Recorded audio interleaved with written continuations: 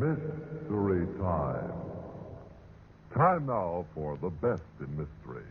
Tonight on Masters of Mystery, an exciting melodrama titled Four-Time Loser.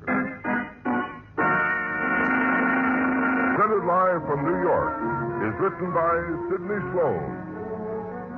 A man with a guilty secret sometimes pays a heavy price to keep his past from being exposed.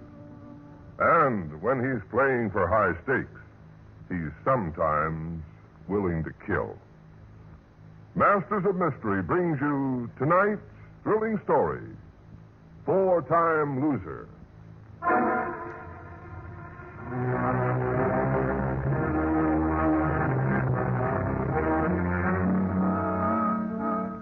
It's a strange and terrible experience to be sitting in your office on a bright autumn afternoon, free from worry, proud of your honest accomplishments.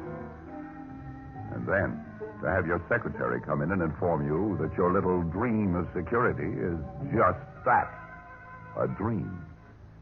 There's a man waiting to see you, sir. He says he's an old friend, but he won't give his name. Anybody we know, Gladys? I've never seen him before. Well, probably someone who wants to sell me insurance. Tell him to leave his name. We'll get in touch with him. I've already told him that, Mr. Coombs, but he's very persistent. Oh, well. Send him in. Yes, Mr. Coombs. Mr. Coombs will see you now. Thanks. Won't you sit down? Don't mind if I do, George. Well, now, what can I do for you? What's the matter, George? Don't you know your old friends? I'm afraid you have me at a disadvantage. I sure have, Mr. Coombs. Or maybe I should have said Mr. Deal. Eh? Bennett Deal. I'm afraid I don't know you. You probably made some mistake. Now, if you don't mind, I'm very busy. There's no mistake. But if this will jack up your memory, what happened 12 years ago, April 5th? Remember cell block D, tier 18, cell 6?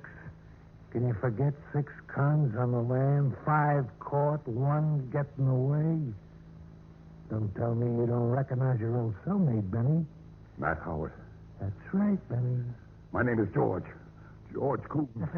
Sure, Coombs. You're a wise baby, Coombs. I gotta hand it to you. You see, I've been keeping tabs on your career for over a year now. I seen your picture in the paper attending a benefit with some society dame. I recognized you right off. You recognize me? Don't worry. I don't think nobody else would. You've changed a lot. Hair's gray at the sides, glasses. You're heavier now. Taking on some weight. I've been lucky for 12 years till you came along. And you're still lucky, baby. You don't think I'd sing on an old pal, do you? What, and spoil your chance to marry that Anderson dame with all that dough? What kind of a hero do you think I am? What kind are you?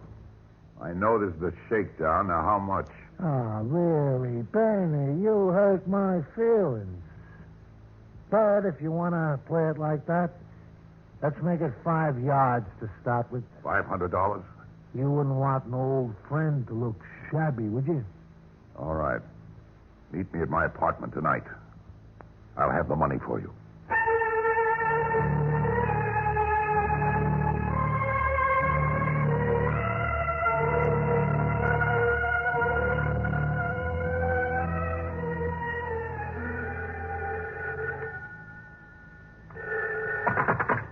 Hello? Hello, George. Oh, Helene. You sound awfully surprised. Yes, I was expecting someone else, darling. Well, have you forgotten you were taking me to dinner tonight? No, of course I haven't. Helene, I haven't forgotten. I'll pick you up in 15 minutes. Well, don't bother, because I'll call for you. Matter of fact, I'm downstairs in the lobby right now. Well, wait for me down there. Do you mind? I'll be right down. George, is anything the matter? No, dear, no. Some business I have to take care of. Not another woman, I hope. No, dear, not another woman. Well, then you won't mind my coming up and seeing for myself, will you? Helene, please, if you don't mind. I will be right up. Hello?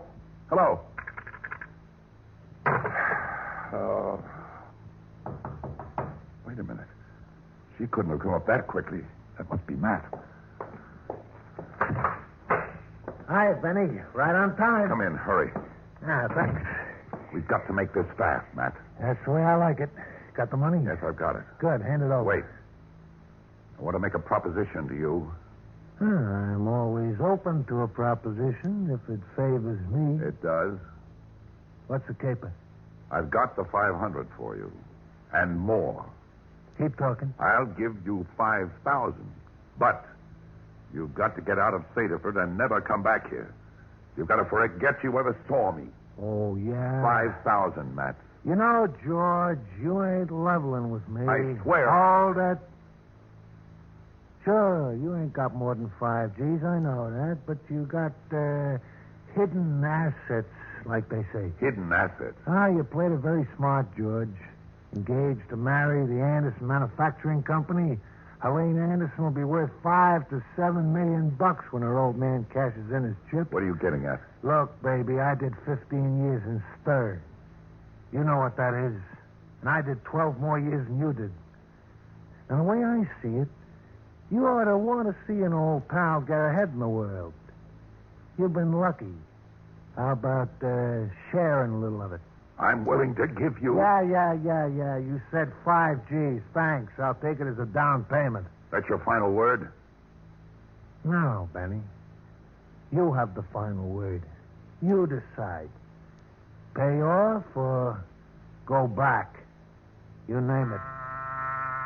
Somebody at the door. Matt, give me a break, will you? Think you're going to open the door? Yeah. Well, where is she? Where's the other woman? Helene. This is Matt Howard. Matt, Helene Anderson, my fiancée. How do you do? Hello. So you're the reason George forgot his dinner engagement with me. Yeah. You see, George and me was talking over old times. Schoolmates? In a way. I didn't know. Well, Matt, I guess we'll have to break it up now.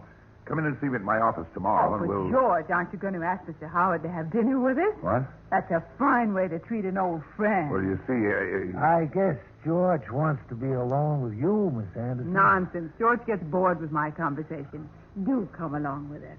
Well, it's up to George. Yes. Oh, why don't you, Matt? Yes, the more, the merrier.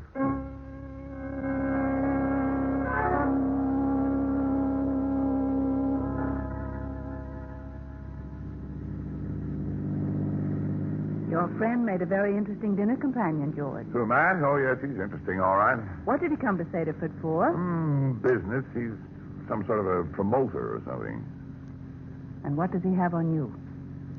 What? I don't understand you, Helene. He's an old friend from school. I'm not that stupid. Mr. Howard's schooling has been few and far between. Well, he's a little rough and crude, maybe, but... Darling, please drop that pose. Matt Howard knows something about you. Something that you want to hide and keep hidden. Helene, you're wrong. Matt Howard means Don't lie to me. Oh, forget it, please, will you? I can't. I've got to know, George. I've got to know right now. Very well. My name is not George Coombs. Go on. I was, up to 12 years ago, Bennett Deal, convict 63290. I escaped prison with 5 other men. They were caught. I wasn't. You want to hear more? Go on. I was in for life, a 4th offender under the law. I'm not defending myself. I wasn't framed. I deserved what I was getting. But in prison, for the first time, I had a chance to learn something, to study, to read. And it opened up a whole new life to me. I worked hard to improve myself, to be somebody. But what chance would an old ex-con have to start life over at 50? When the opportunity for escape presented itself, I jumped at it. Well, I was lucky. I got away. Came here to Saterford. The rest you know. Is that all? Well, isn't that enough? Yes. Well? Well, I love you. Helene. I should have told you sooner, but I was afraid. You're afraid now, aren't you? That's what Matt Howard is holding over your head. He wants money, lots of it. Well, then give it to him. But you don't understand. It'll never stop. He knows we're going to be married. He knows you have money. What if you turned him into the police? Well, I'd go back with him this time forever. I'd never get out. Well, then what can you do? There are two things one can do about a blackmailer. You can go on paying. And the other? The other. I don't want to think of that. Yet.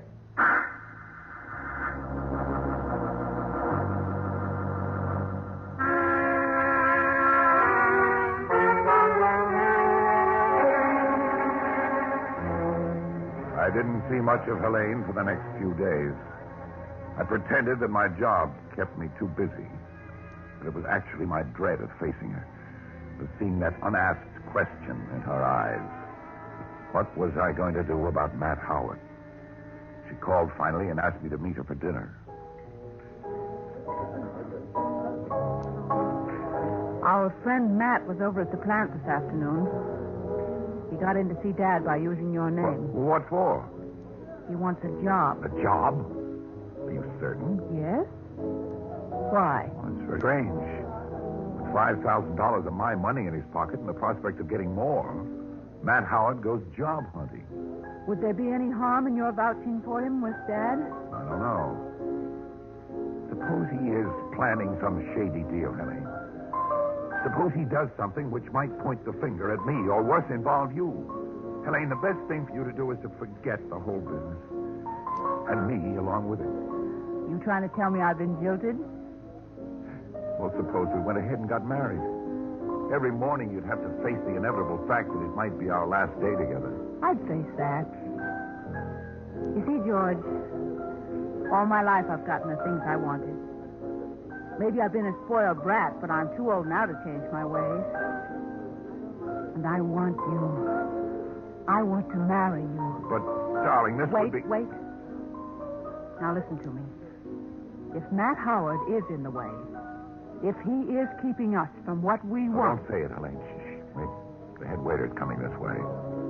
Oh, he's motioning that you've got a phone call. Oh? Oh, I see. Well, pardon me, dear. I'll be right back.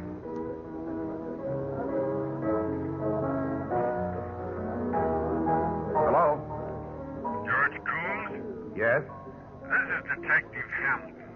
You know, we met when you and Miss Anderson were at the police benefit show. Yes, sure, Hamilton. I remember you. What is it? Well, it's kind of ridiculous, and I hate to bother you, but we picked up a man early this evening. Yes, go on. Well, he says he knows you. What's he wanted for? Suspicion of murder. What's his name? Howard. Matt Howard. Says he was with you last night at the time a man was killed. Now, it's obvious that he's lying, and all I want you to do is to say so. I'll be right over, Hamilton. Well, that isn't necessary. All you have to do is... I'll be right over.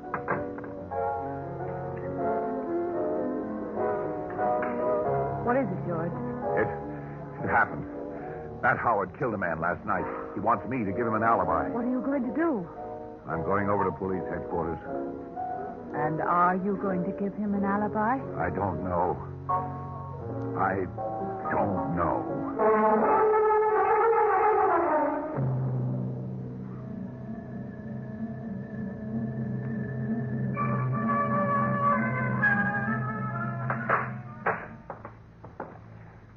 Hi, pal. I knew you'd go to bat for me. You fool, you stupid, stir-crazy fool. All right. So I made a mistake. I didn't mean to kill him. You didn't mean to. If this weren't so tragic, it'd be funny. I said I was sorry. And everything's okay now. You gave me my alibi. I haven't given any alibi. I see. But you will, won't you, baby? You'll say I was with you last night. Because if you don't... I know. How did it happen? Well, things is pretty dull, so I get into this crap game. My work is bad. By 9 o'clock, I'm rubbing together in my pocket 2 C notes, the tag end of my roll. 200 left out of the 5,000. Yeah. Well, I was sore.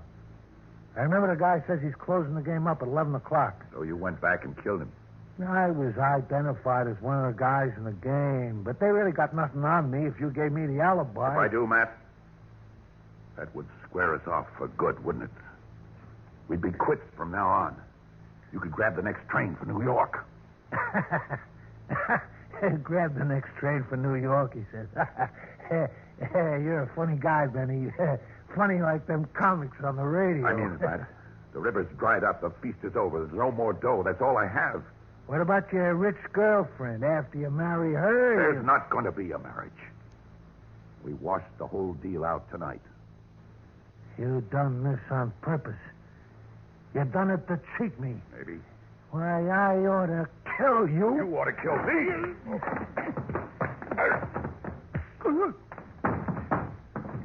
All right, get up. Get up. Oh, okay, Benny. I shouldn't have tried that with you. Get this through your head, Matt. You can't blackmail me anymore. I've got as much on you as you have on me. All right, brave boy. I'm calling you bluff. I'm playing this game my way. And here's the cards. You're going to tell the cops I was with you last night. I'm staying here, and you're going to marry the Anderson doe. You like the hand? I got nothing to lose. You have. You all move. Well, Mr. Coombs, 5-minute visiting time is up. I'm glad you come in, Chief. Mr. Coombs just been checking with me on the time I came over to see him last night. What goes, Mr. Coombs?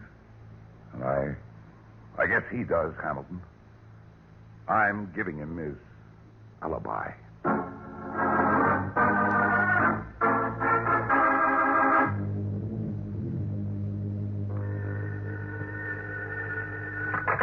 Hello. George? Helene. Oh, yes. You gave him his alibi, didn't you? Yes. Well, how did you find out so quickly? He called me. He called you? Yes, and he's coming here to my house. What does he want? I couldn't quite make out something about patching things up between us. What'd you tell him? I told him we had a bust-up. But, Helene, you shouldn't have told him he could come out there. Don't you see, George? This is our chance. Our chance? Are you coming here, or will I have to do it alone? I'll be right out.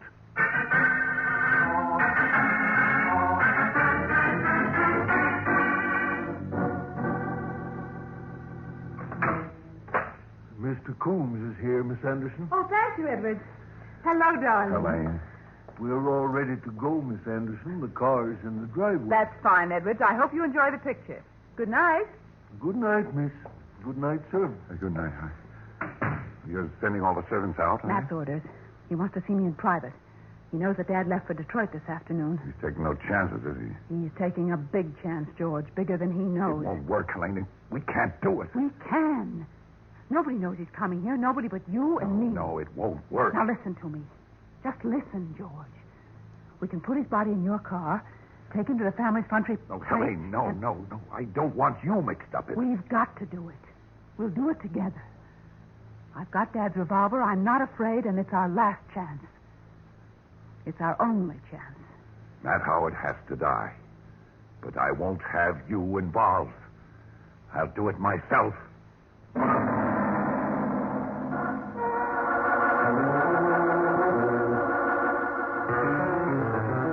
took me less time to get back to the center of town than it took to get to Helene's.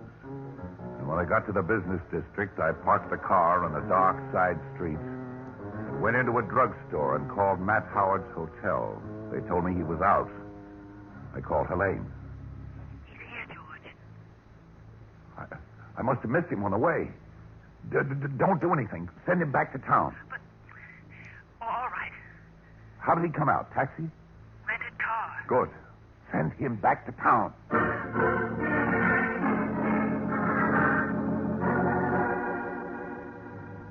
I went back to the road he'd have to take.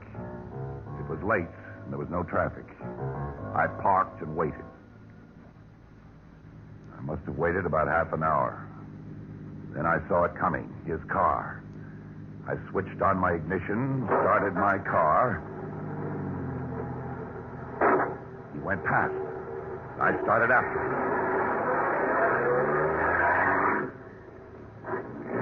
Slowly, I overtook him, pulled alongside. I could see his face, strained with fright, fear, as he hunched over the wheel. Then I cut in front of him.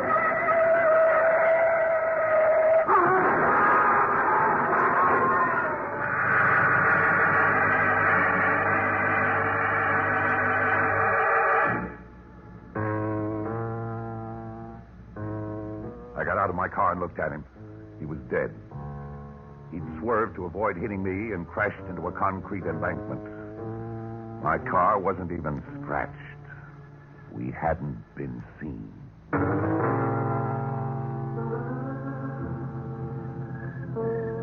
lights were all out in Helene's house when I got there. She'd probably gone to bed, I thought. I rang the bell. No answer. I was getting back into my car. Edwards and the servants drove up. What a break. My alibi completed if I need one. Edwards saw me come in, and now he sees me leaving. Hello, Edwards. Good movie? Oh, yes, sir. Now you leaving? Yes, Edwards. Miss Anderson has just gone to bed. Good night. Good night, sir.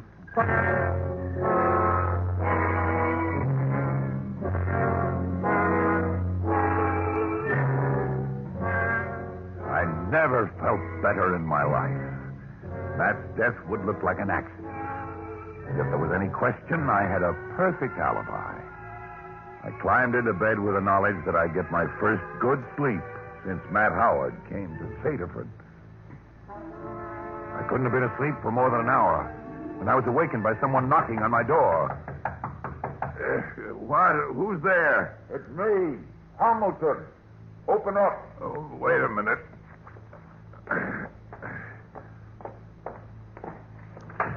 What's all the fuss, Hamilton? Mr. Coombs, I must warn you, everything you say now can be used against you. Sounds serious. Yes, it is. Murder. Murder? Again? Is this your idea of a gag, Hamilton? Where were you this evening after you left me? At my fiancée's home, you know. Helene Anderson. Yes, that checks all right. You left at what time? Why, about 11:35. Edwards the butler saw me. That's it, Mr. Coombs. Well, fine. Now, will you please go away and let me get some sleep? I'm sorry, Mr. Coombs. I'm going to have to hold you for murder. But me? Who did I murder? Your fiancée, Helene Anderson, strangled to death.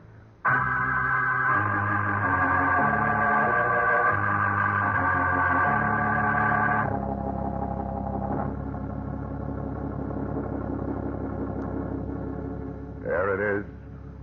My story. Matt must have overheard Helene talking on the phone to me. In fear or panic, he killed her.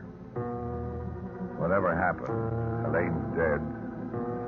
I don't care much what happens to me now. The irony of the situation is that Matt's death was put down as accidental. Well, the jury is out now. They won't be out long. As the prosecutor said in his closing speech, what can you expect from an habitual criminal? A 4-time loser.